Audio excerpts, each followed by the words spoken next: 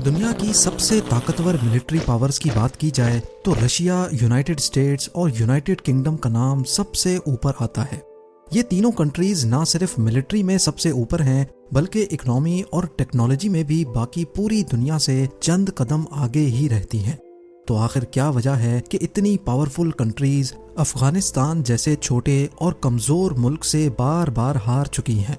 अफगानिस्तान में ऐसा कौन सा राज छुपा है कि यहाँ से दुनिया की ताकतें उल्टे पांव भागने पर मजबूर हो जाती हैं?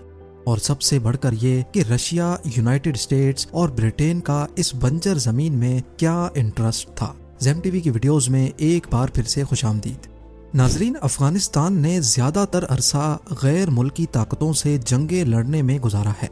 यहाँ पर कब्जा जमाने की हिस्ट्री को देखा जाए तो 2500 साल पहले 522 BC में पर्शियंस ने इस जगह पर हमला किया था, लेकिन उनका कब्जा 2 सालों से ज्यादा ना चल सका। उसके बाद 330 BC में अलेक्जेंडर, जिसने आधी से ज्यादा दुनिया पर कब्जा किया था, उसने भी अफगानिस्तान पे हमला किया, लेकिन वो भी 7 सालों से ज्यादा यहाँ अपनी हुकूमत नहीं जमा सका। मंगोल एम्पायर, सिख एम्पायर और मुगल एम्पायर ने भी इस जगह पर अलग अलग वक्तों में हमला किया, लेकिन सिर्फ मंगोल यहाँ 2 साल टिके, जबकि मुगल और सिख एम्पायर ने 1 साल के अंदर अंदर यहाँ से हाथ निकाल लिया। जब ब्रिटिश ने सब कॉन्टिनेंट पे कब्जा करना शुरू किया तो आज के म्यांमार से लेकर बांग्लादेश, इंडिया और पाकिस्तान तक सारा का सारा एरिया ब्रिटिश आर्मी के कंट्रोल में था। अफगानिस्तान में उन्होंने 3 मरतबा कब्जा जमाने की कोशिश की, लेकिन बदकिस्मती से 1 मरतबा भी कामयाब ना हो सके। 1979 में सोवियत यूनियन यानी आज के रशिया ने भी अफगानिस्तान पे कब्जा करने की कोशिश की।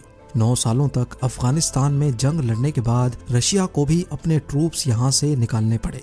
इस दौरान सोवियत यूनियन और अमेरिका के दरमियान सिविल वॉर चल रही थी और अफगानिस्तान की तरफ से हार मिलने पर पूरी दुनिया में सोवियत यूनियन का बहुत नेगेटिव इंप्रेशन गया। अभी सोवियत्स को यहाँ से निकले 12 साल ही गुजरे थे कि 2001 में अमेरिका ने अफगानिस्तान पर हमला कर दिया। हैरत की बात तो यह है कि इस जंग में सिर्फ अमेरिका ही नहीं बल्कि तमाम नेटो कंट्रीज ने मिलकर हमला किया था। एक तरफ UK, Canada, Germany, Italy, France, Denmark और पोलैंड समेत 13 अलग पावरफुल कंट्रीज थीं, तो दूसरी तरफ अफगानिस्तान इस जंग को अकेला ही लड़ रहा था।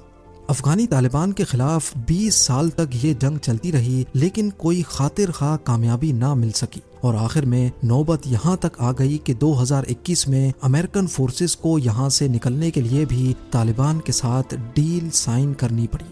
एक्सपर्ट्स का कहना है कि 20 साला इस जंग के दौरान अमेरिकन फोर्सेस अफगानिस्तान के सिर्फ 15% हिस्से को कंट्रोल करती थी। अफगानिस्तान का टोटल एरिया फ्रांस से थोड़ा बड़ा, जबकि इसकी पॉपुलेशन यूएस स्टेट कैलिफोर्निया से भी कम है। इतना छोटा मुल्क अपने से 10 गुना बड़े और ताकतवर मुल्कों से कैसे मुकाबला करता रहा है? इसके कई सारे जवाबात हैं, लेकिन सबसे बड़ा जवाब अफगानिस्तान की जियोग्राफिकल लोकेशन में छुपा है।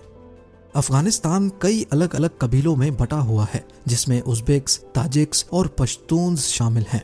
इसका पूरा बॉर्डर खुद अफगानिस्तान ने नहीं बल्कि गैर मुल्की ताकतों ने आज से 120 साल पहले बनाया था। इस बॉर्डर की यहाँ बसने वाले ट्राइब्स के सामने कोई हैसियत नहीं थी। इसके सदर्न बॉर्डर की बात की जाए तो यहाँ पश्तून्स कई 100 सालों से रहते आए हैं, लेकिन हकीकत यह है कि अफगानिस्तान में रहने वाले पश्तून से ज्यादा बॉर्डर के उस पार पाकिस्तान में रहते हैं।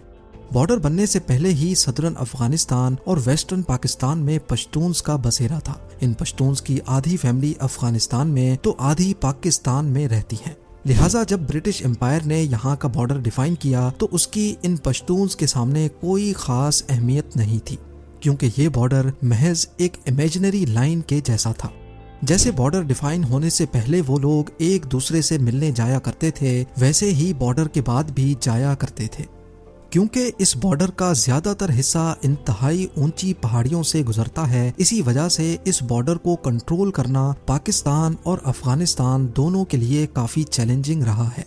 द ड्यूरेंट लाइन के नाम से पहचाना जाने वाला ये बॉर्डर 2640 किलोमीटर लंबा है, जिसमें कम से कम भी 300 स्पॉट्स ऐसे हैं जहां से बॉर्डर क्रॉस किया जा सकता है। इसी चीज का फायदा उठाते हुए यहाँ ड्रग्स, वेपन्स और मिलिटेंट्स की स्मगलिंग बहुत कॉमन है। अफगानिस्तान में रहने वाले टेररिस्ट बहुत आसानी से पाकिस्तान आते और यहाँ से नए मिलिटेंट्स तैयार करके वापस लेकर जाते थे। इन सब वजूहात की वजह से ही द ड्यूरेंट लाइन को दुनिया का सबसे खतरनाक बॉर्डर भी कहा जाता है। अफगानिस्तान का मैप देखा जाए तो ये एक लैंड लॉक्ड कंट्री है, यानी अगर किसी को इस पर जमीनी रास्ते से घुसकर हमला करना हो तो उसके लिए पड़ोसी मुल्क की मदद लेना पड़ती है, जिसमें Iran, Turkmenistan, Uzbekistan, Tajikistan, China और पाकिस्तान शामिल हैं।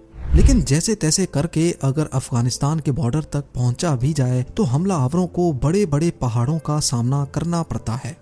याद रहे कि अफगानिस्तान बेशक कॉन्टिनेंट का सेंटर है, लेकिन यहाँ की कम आबादी भी इन पहाड़ों की हार्श कंडीशन की वजह से ही है, जिनको हिंदू कश माउंटेन रेंज कहा जाता है। ये रेंजेस इतनी ऊंची और इतनी खतरनाक हैं कि यहाँ सरवाइव करना और इनको क्रॉस करना करीब इम्पॉसिबल ही माना जाता है। ये आलीशान पहाड़ अफगानिस्तान के 75% एरिया को कवर किए हुए हैं, जबकि पूरी कंट्री की बात की जाए तो 50% से भी ज्यादा एरिया 2000 मीटर्स की ऊंचाई पर है। ये पहाड़ियाँ अफगानिस्तान को एक नेचुरल वॉल का काम देती हैं, जो गैर मुल्की ताकतों के लिए तो अनजान है, लेकिन यहाँ के लोकल्स इन पहाड़ियों से अच्छी तरह वाकिफ हैं। जब सोवियट्स ने अफगानिस्तान पे हमला किया था तो मिलिटेंट्स इन पहाड़ों पे छुपकर पासेस से गुजरने वाले रशियन टैंक्स और ट्रूप्स पे हमला करके पहाड़ों की गारों में जाकर छुप जाते थे, जहां उनको ढूंढना नामुमकिन होता था। कई बार तो मिलिटेंट्स पूरे पासेस और रोड्स को भी उड़ा देते थे, जिससे रशियंस कई महीनों तक आगे नहीं बढ़ पाते थे। हिंदू कश माउंटेन रेंज जहां हमलावरों को रोकती है, वहीं इनकी वजह से एक शहर से दूसरे शहर तक गुड्स और सप्लाईज को ट्रांसपोर्ट करना भी एक बहुत बड़ा चैलेंज होता है। यहाँ दर्जनों वैलीज हैं जिनमें अलग अलग ट्राइब्स बसते हैं। मुश्किल तरीन पहाड़ी रास्तों की वजह से ज्यादातर ट्राइब्स का आपस में भी कनेक्शन नहीं है, क्योंकि एक वैली से दूसरी वैली तक जाना बहुत ही मुश्किल है। इसी वजह से इन ट्राइब्स ने वैलीज के बीच में ही अपनी अलग दुनिया बसा रखी है। इनके अपने अपने कानून हैं और ज्यादातर ट्राइब्स अपनी सिक्योरिटी भी खुद ही करते हैं। यही वजह है कि काबुल में मौजूद सेंट्रल गवर्नमेंट का भी अफगानिस्तान के ट्राइबल एरियाज पर ज्यादा होल्ड नहीं चलता। जाहिर है, जब अफगान सेंट्रल गवर्नमेंट ही इन मसलों के सामने बेबस रहती है तो बाहर से आने वाली मिलिट्री पावर्स कैसे यहाँ अपना होल्ड बरकरार रख सकती हैं। 1979 में Soviet military Afghan city Khost में अपनी मिलिट्री बेस बनाने में कामयाब हुई। ये बेस एक वैली में बनाई गई थी जिसकी चारों जानिब ऊंचे ऊंचे पहाड़ मौजूद थे। इस चीज का फायदा उठाकर अफगान मिलिटेंट्स ने इन पहाड़ों पर डेरा डाल लिया और पूरी सोवियत बेस को चारों तरफ से घेर लिया। क्योंकि ये मिलिटेंट्स ऊंची पोजीशंस पे थे, इसी वजह से उन्होंने वैली तक जाने के तमाम रास्ते बंद कर दिए। बात यहाँ तक पहुँच गई कि सोवियत मिलिट्री बेस का पूरा सप्लाई नेटवर्क टूट गया और अब वो सिर्फ एयर सप्लाईज पे डिपेंडेंट रह गए, जो कि सोवियट्स के लिए कोई लॉन्ग टर्म सॉल्यूशन नहीं था। अफगानी मिलिटेंट्स की ये स्ट्रेटेजी सिर्फ सोवियट्स को ही हराने में कामयाब नहीं थी। 2001 में जब अमेरिकन ने यहाँ कब्जा करने की कोशिश की तो तमाम नेटो कंट्रीज की टोटल 1,30,000 फोर्स को अफगानिस्तान में बाय एयर भेजा गया। लेकिन इतनी ज्यादा फोर्स के लिए रेगुलर सप्लाईज, एमुनिशंस, टैंक्स और ट्रक्स को पाकिस्तान के खैबर पास के जरिए भेजा जाता था। अफगान मिलिटेंट्स को अच्छी तरह मालूम था कि यूएस के लिए खैबर पास कितना इम्पोर्टेंट है। इसी वजह से वो पहाड़ों पर रहकर ट्रक्स पर हमला करने का कोई मौका नहीं छोड़ते थे। हत्ता के 2009 में उन्होंने खैबर पास के एक बहुत नाजुक हिस्से को ही तबाह कर दिया था। जब उनको अमेरिकन फोर्सेस की तरफ से जवाबी हमले का सामना करना पड़ता तो वो बड़ी आसानी से बॉर्डर क्रॉस करके पाकिस्तान आते और नेटो कंटेनर्स को खैबर पास एंटर होने से पहले ही जला देते थे। नेटो फोर्सेस ने अफगानिस्तान में टेररिस्ट को खत्म करने के लिए अफगानिस्तान गवर्नमेंट की मदद भी ली और वहाँ के कई लोकल्स को भी इस जंग में हिस्सेदार बनाया।